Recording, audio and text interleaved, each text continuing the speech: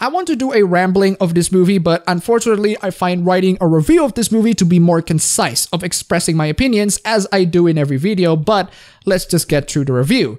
So The Last Jedi is the story of... Actually, that takes a bit of time to explain. You know what? I'm just gonna go straight to the problems that this movie has. The movie tries way too hard to overcomplicate itself. It's not that the movie is complicating or hard to follow. I can follow the movie just fine. It's just that instead of having one story that is genuinely complex that people can follow, the movie's idea of making things more complicating is to add more stories into the mix. So we have one story that is still going on. Oh, let's add another story. And then another one, and then another one, and then another one. It's getting piled up to the point where you need some form of a coincidental magic to actually tie them all up in the end, which the movie does, by the way, but that's for the spoiler territory. There's way too many plot for this movie to handle, which makes sense in why this movie is 2 hours and 30 minutes long. I swear to God, I was in the theater for like 3 hours, and in the 2-hour mark, I already want to get out. But to its credit, the first 2 hours of this movie is genuinely enjoyable. I love the fact that the characters have the potential to either die or succumb into the dark side. I love that the Jedi Order, which has been established in many Star Wars stories in the past,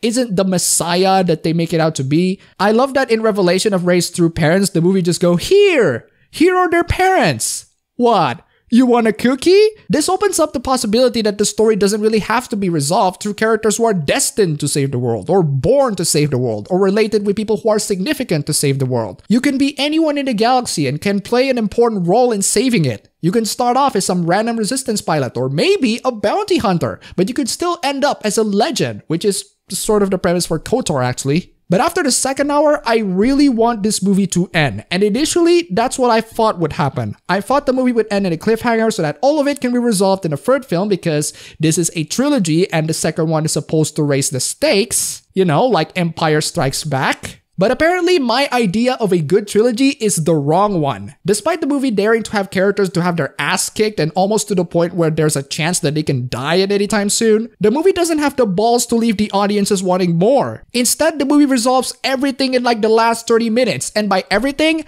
I mean the entire trilogy. Like, there's no reason for the trilogy to go on when the second movie arbitrarily resolves all of the plot. How? Well, I won't spoil it, but it's basically like the first half of Far Cry 3. I thought the threat level is supposed to progress from bad to worse, but I guess this series has an entirely different idea of plot development. I'm just speculating here, but I think this is done because whoever at Disney or Lucasfilms or someone inside the production of this movie doesn't want the viewers to get out of the movie feeling empty, as in, they don't want the viewers to feel like they've got out of the movie with a cliffhanger. I mean, come on, Empire Strikes Back has a freaking cliffhanger. It's one of the greatest movies of all time. The stakes are getting higher and people want to know what's going on next. Unfortunately, the way the movie handles the plot can potentially make people to be not interested with the third film at all. And thanks to this movie being 2 hours and 30 minutes long, you can end up with people who are not fans of Star Wars losing interest to Star Wars because you're being given way too much of it.